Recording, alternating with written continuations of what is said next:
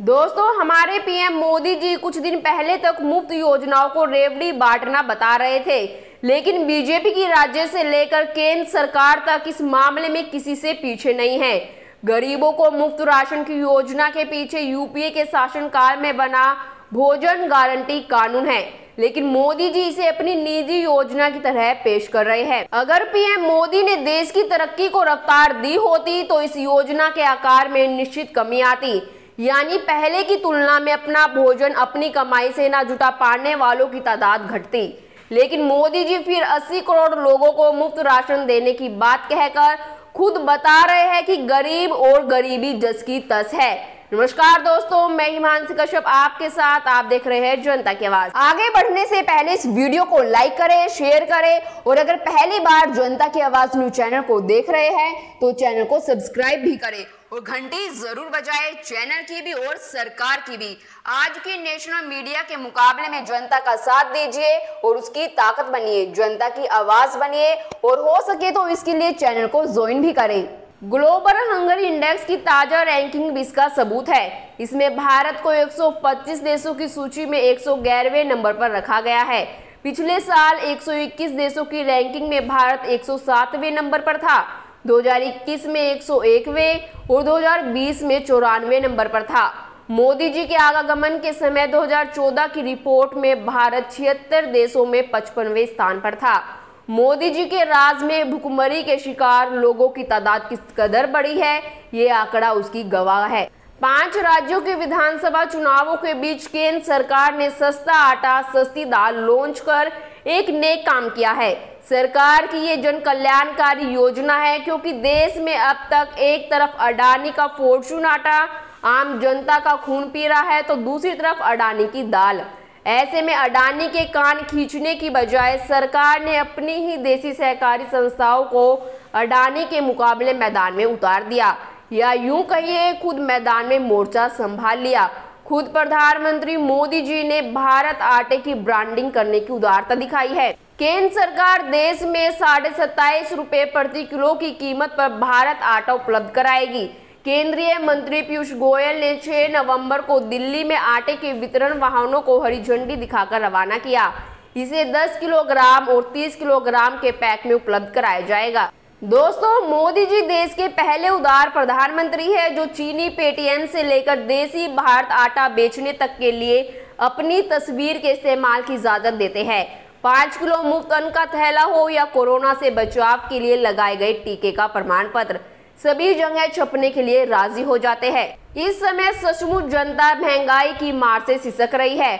बाजार पर अडानी और अंबानी जी का कब्जा है।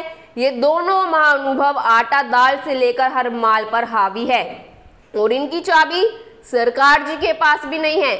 ऐसे में जनता को राहत देने के लिए सरकार ने मोदी ब्रांड सस्ता भारत आटा और अरहर की दाल बेचने का इंतजाम कर सचमुच लोक कल्याणकारी काम किया है। सरकार देश की 80 करोड़ आबादी को पहले से मुफ्त राशन दे रही है।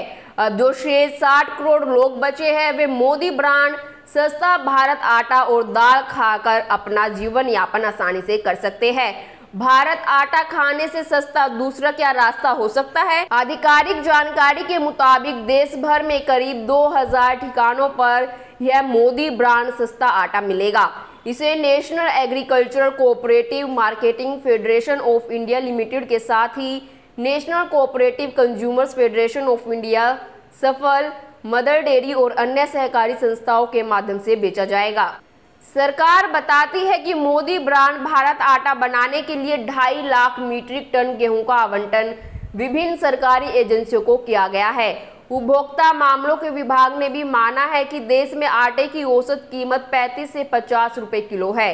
गेहूं की लगातार बढ़ती कीमत की वजह से त्योहारी सीजन में आटे की कीमत में तेजी को देखते हुए सरकार ने सस्ते दाम पर आटा बेचने का फैसला किया है। दोस्तों, हमारी सरकार महंगाई से जूझने के लिए आजकल सीधे बाजार में बनिया बनकर उतर आती है। पिछले दिनों जब प्याज महंगी हुई तो सरकार प्याज बेचने लगी थी।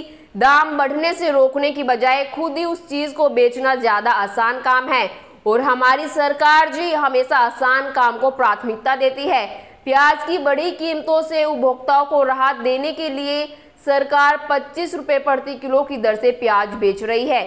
National cooperative consumers federation of India और नेफेड 25 रुपए प्रति किलो के भाव से सस्ता प्याज पहले से ही बेच रही है। National cooperative consumers federation of India 20 राज्यों के 54 शहरों में 457 खुदरा भंडारों पर कम दाम पर प्याज बेच रही है, जबकि नेफेड 21 राज्यों के 55 शहरों में 329 खुदरा भंडारों के माध्यम से घटी ड्रोन पर प्याज बेच रही है। केंद्रीय भंडार ने भी बीते शुक्रवार से दिल्ली एनसीआर में प्याज की खुदरा बिक्री के अपने आउटलेट शुरू कर दिए। सरकार 60 रुपए प्रति किलो के भाव पर चने की दाल उपलब्ध करा रही है। आपको मालूम ही है कि हमारी केंद्र सरकार सबको साथ लेकर सबका विकास करने के अलावा बेचने में भी सिद्धहस्त है। पिछले 10 साल में देश का जितना सामान बेचने लायक था सीना ठोक कर बेच डाला, लेकिन देश का दिवाला नहीं निकलने दिया।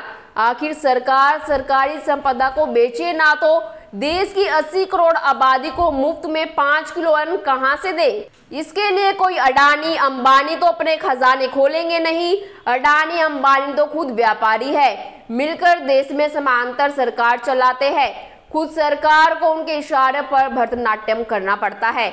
वे अपने दम पर दुनिया को मुट्ठी में कर लेते हैं, पहले भी कर लेते थे और अब भी कर रहे हैं। वैसे केंद्रीय चुनाव आयोग को भी सरकार की तरह उदारता दिखानी चाहिए और 5 राज्यों के लिए होने वाले चुनावों में मतदान के दिन मतदान केंद्रों के बाहर लगने वाले राजनीतिक दलों के बूथों पर भारत आटा बेचने की व्यवस्था करे।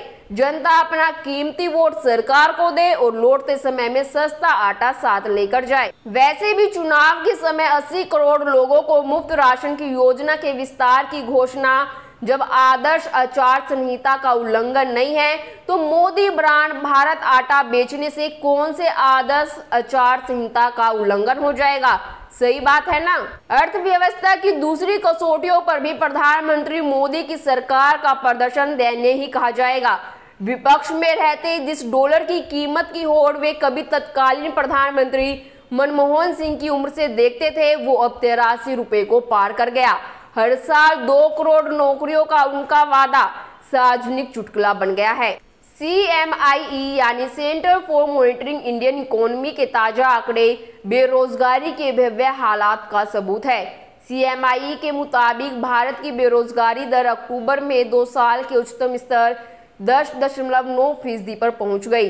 तमाम सर्वे बताते हैं कि बेरोजगारी की वजह से युवा नाउम्मीद हो चले हैं। अपनी युवा आबादी को बड़ी सामाजिक पूंजी मानने वाले देश के लिए यह गंभीर स्थिति है। CSDA centre for the study of developing societies के एक सर्वेक्षण में कहा गया कि 15 से 34 वर्ष के भारतीयों के लिए बेरोजगारी सबसे बड़ी समस्या है, जबकि 2016 में यह आंकड़ा 18% था। प्रधानमंत्री मोदी अक्सर पीठ ठोककर कहते हैं कि भारत जल्द ही तीसरी सबसे बड़ी अर्थव्यवस्था बन जाएगा, लेकिन दोस्तों यहाँ सवाल तो लोगों की जिंदगी बेहतर बनाने का है, वरना 2013 में ही विश्व बैंक की एक रिपोर्ट में भारत को तीसरी सबसे बड़ी अर्थव्यवस्था घोषित कर दिया गया था। 24 घंटे चुनाव प्रचार की मुद्रा में रहने वाले प्रधानमंत्री मोदी अपने दूसरे कार्यकाल के अंतिम दौर में असफलताओं के पहाड़ पर खड़े नजर आ रहे हैं और इस पहाड़ को विज्ञापनों से ढका जा रहा है। आपकी इस पर क्या राय है, हमें कमेंट कर जरूर बताएं और बाकी खबरों के लिए देखते रहिए जनता की आवाज।